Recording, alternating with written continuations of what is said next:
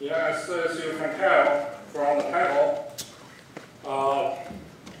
my paper is about the definition of AI. Okay? Now I know what is this is what many of you have in your mind. But why I don't talk about my concrete research in AGI, but rather talk about this general topic. This display is where it's always shown the first few letters. Well, anyway, why I want to talk about that? Well, because it's a very important question. Here, by working definition, I'm not really talking about the sense of the word or something. This is really about the research goal. Okay? This is something I guess each of us have to face, okay?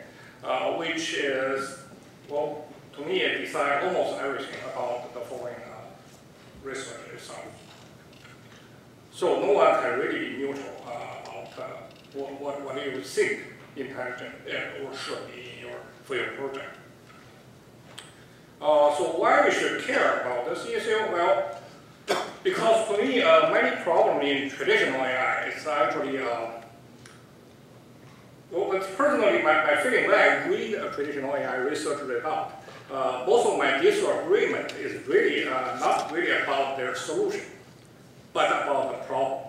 Okay, what problem they specify as their research goal.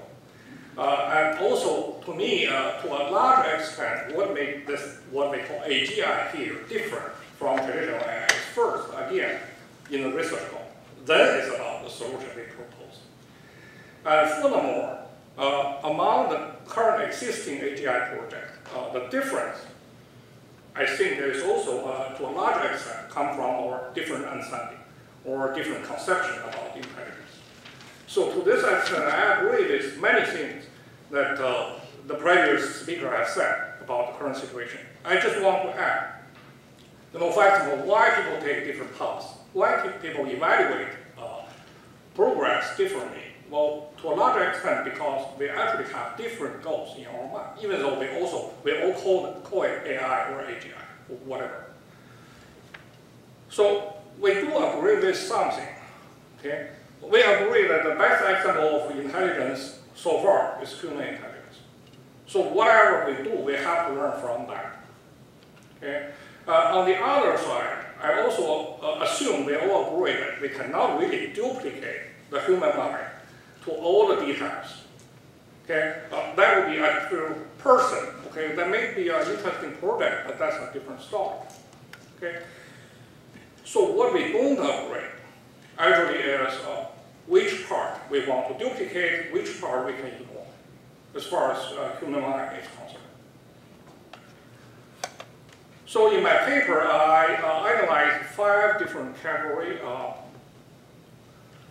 by which, or different way to categorize human intelligence or human mind or human cognition, whatever you call it.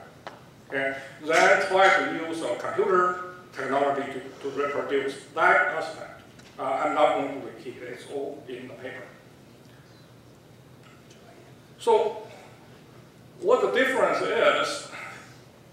is to me that each of them, each category, okay, actually define a valid research goal. And all of them has value. Okay? But the key is they have different value. They don't lead to the same place. So unlike many people, I guess I know many people here believe that, but I don't. I don't think all those things are different trails to the same summit or different parts of the same whole. To me, they're actually different goals, even though clearly they're related to each other. That's why we can still all in the same room listen to each other. So the situation to me is like this. We have an object. Okay, we want to describe it or kind of draw a picture of it. But when you draw your abstraction in different directions, you end up with different things. And to ask which one is the correct picture, I think that's a wrong question. Okay? Each of them capture the object, but in a different way. So they may, why not to have all of them together? To me, there are 2 reasons. Okay? One is kind of technical reason. All those those things, what I call structure, behavior, function, whatever, they're unified in the human mind, that's for sure. But when you try to reproduce it using computer technology, they become separate. Okay? To the extent that the best way to approach one usually is not the best way to approach the other. So that's a technical reason why we don't have all of them together. And also, to me, there is a deeper reason. Even if technically we can actually do that, well, that's not really what we want. At least to me, a motivation behind AI is actually to explore other ways to produce intelligence. So personally, if at the end we realize the only way to get intelligence is actually duplicate this, okay, I will be very disappointed. Okay? So what we really want to me is, indeed, in a certain aspect, to be as faithful to the human mind as possible, but in some other aspect, we will say, that doesn't matter. Okay, human mind is just one way to do it, we have another way. So because of this, we don't really want to have all of them. Okay? So to summarize, I'm not suggesting we should start by talking about definition, for the 3 days until we find the best one. Okay? I'm not talking about that. I'm also not suggesting that even if we cannot find the perfect one, we can find the one that we all agree. No, that's not going to happen. Okay? I also am not saying that since all of them have value, they have the same value. No, I'm not saying that. Okay? What I'm saying, select your research goal carefully. That matters because it doesn't all lead to the same end. Okay? And also make yourself clear when you talk about your research. Don't just call it AI and assume everyone will get the same meaning. They don't. And also, when you evaluate other people's work, keep in mind that using the term AI, they may mean something different, okay? Which may also have value.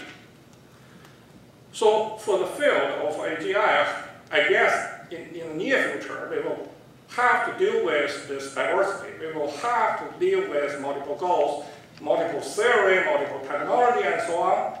But at the same time, we compare them, we discuss them. We don't say that everything goes. That's all. Thank you.